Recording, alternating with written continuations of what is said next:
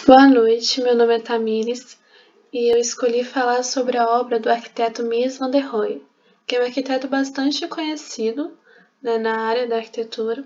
Eu escolhi falar sobre o Pavilhão de Barcelona.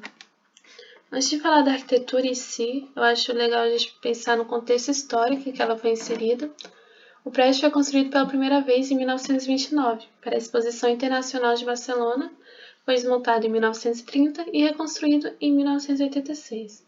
Essa questão dele ser desmontado e reconstruído é que esse prédio, a princípio, ele foi construído apenas com o objetivo de exposição daquela época e não como uma arquitetura duradoura. Então, assim que terminou a exposição, ele foi desmontado e seus materiais foram levados para outros lugares para usos posteriores. Porém, devido ao momento histórico em que ele foi inserido, mais tarde alguns arquitetos e o governo decidiram reconstruir essa obra, porque ela representou um momento muito importante para a arquitetura, e então eles decidiram reconstruir de uma forma mais fiel possível a arquitetura feita pelo Mies van der Rohe.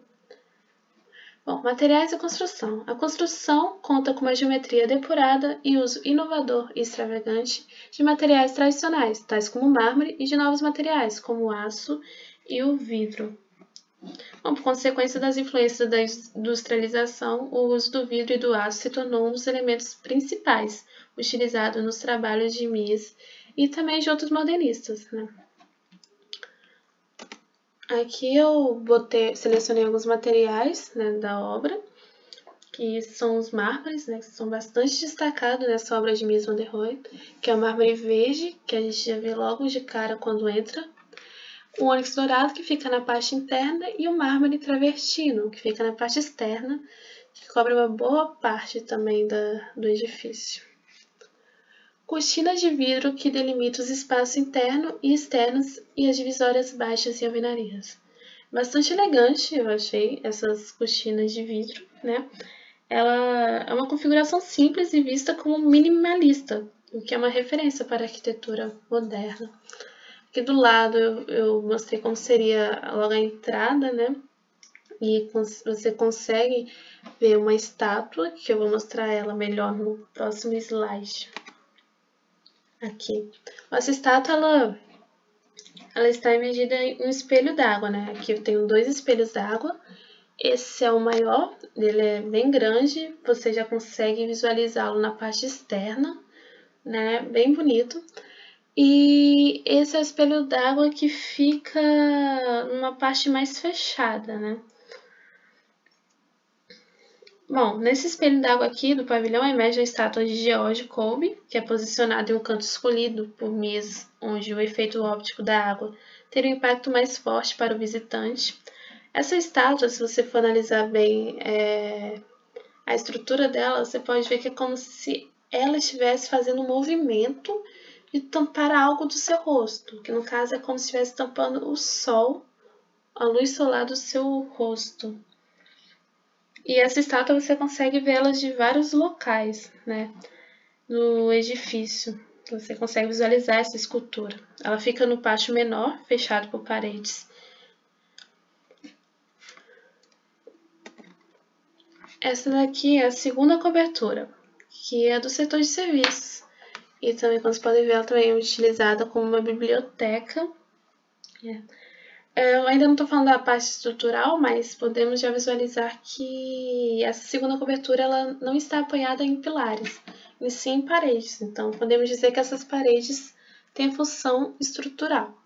E a sua laje é feita de concreto armado.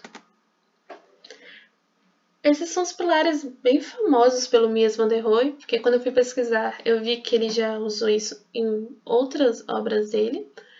Os pilares são compostos de 4 perfis standard, não sei se é assim que fala mesmo, de aço, montados formando uma cruz grega.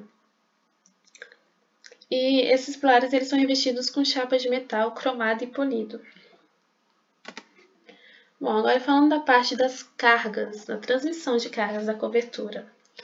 Pelo que eu analisei aqui, as cargas da cobertura elas são transmitidas aos pilares, Tirando a função portante das divisórias internas, o espaço se organiza naturalmente dentro do conceito de planta livre, o que é o conceito do movimento moderno. Os pilares assumem a total posição de sustentação da cobertura e os painéis verticais de definidores do espaço. Então, assim, como funciona a estrutura de acordo com o que eu entendi, seria da laje, né, de concreto para os pilares e dos pilares para a fundação. Aqui fica mais fácil, né, de visualizar o projeto. Bom, a cobertura do pavilhão está exposta com os apoios principais em 8 pilares, como podemos ver aqui, né, esses 8 pilares distribuídos ao longo do edifício, sendo possível observar essa leveza visual, trazendo uma sensação de fluidez, né? Os edifícios do MIS apresentam um caráter tectônico que decorre da utilização da própria estrutura como geradora do espaço arquitetônico e definidora de sua aparência. Então, podemos observar aqui que a estrutura ela está intrinsecamente ligada com a arquitetura desse edifício, o que é bastante visível em arquitetura modernistas, né? Essa interligação da arquitetura com a estrutura. Você não consegue bem diferenciá-las, né? O tanto que os pilares, ao mesmo tempo que têm a função de estrutura, eles têm a função estética da arquitetura. Então, esse foi o meu trabalho e espero que tenham gostado. Muito obrigada.